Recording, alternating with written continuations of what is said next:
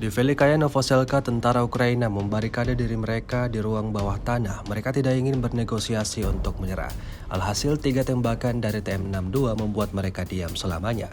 Sementara tentara Rusia yang terlambat melari di dalam video dikabarkan semuanya dalam keadaan baik-baik saja dan mereka terus menjalankan tugasnya. Ketangguhan militer Rusia kembali terlihat di arah ini. Insiden ini sekali lagi menambah daftar kerugian panjang yang diperoleh pasukan Kiev.